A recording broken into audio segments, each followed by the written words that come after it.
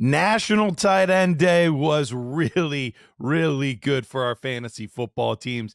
In fact, it set the record for the most receptions at the tight end position with 177, and that led the way for a very fun, a very exciting week 8 for our fantasy football teams. So let's dig into a couple of the guys that made it especially good. Kyle Pitts, massive, massive game this week. In fact, he's actually now all the way up to tight end 4 on the season, tight end 3 overall over the past 4 weeks, averaging 16.1 points per game. And he's had over 10 points in each and every one of those games. He is becoming a consistent force for this offense.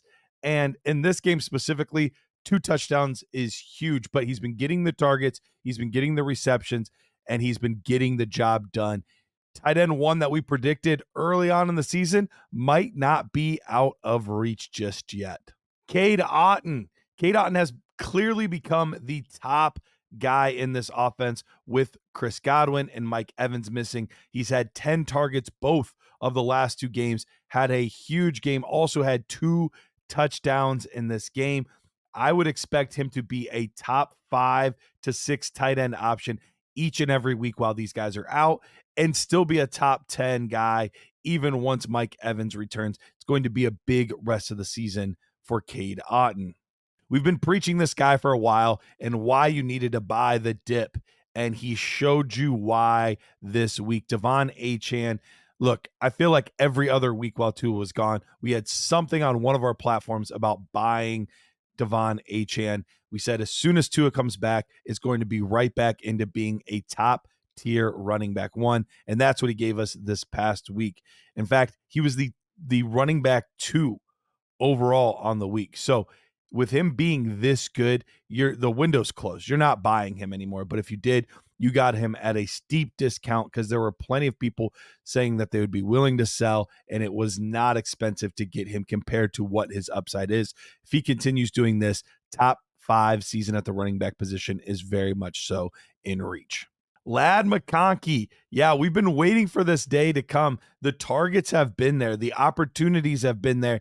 Just the results haven't really been quite as good as you want out of that position. But Lad McConkey went out there, had a massive game, 6 receptions, 111 yards, 2 touchdowns. Look, he's been getting 6 targets or more every single game this season except 1. So we knew this day was coming, but it was good to finally see it all come together. This wide receiver class out of these rookies, it's looking really, really good. And Lad McConkey is firmly placing himself in that conversation as one of the top options at the wide receiver position. Of course, you're going to have guys like Neighbors and Harrison Jr. and Brian Thomas Jr. and guys like that ahead of him, but he is still up there as one of the better receivers in this class and a really good option long term. Last but not least, the Cleveland Browns all of a sudden are interesting again. I still don't think anybody expected Jameis Winston to be this good. 334 yards, 3 passing touchdowns, but just as much as this has become potentially a career resurgence for Jameis Winston, this also brought out some other names that could be very interesting for fantasy football. David Njoku at the tight end position has been great the past couple weeks, but the lesser-known player, Cedric Tillman, wide receiver out of Tennessee, 2 huge games in a row, and he's kind of locked down that top wide receiver spot for the Cleveland Browns. Yes, I get it that Jerry Jeudy is still there, but he is not the top option for these guys at the receiver position. It's really been Cedric Tillman. So I would go out there. Probably at this point, it's too late, but you could see what the cost is to get him. But I do think long-term, he is going to be the top guy in this offense.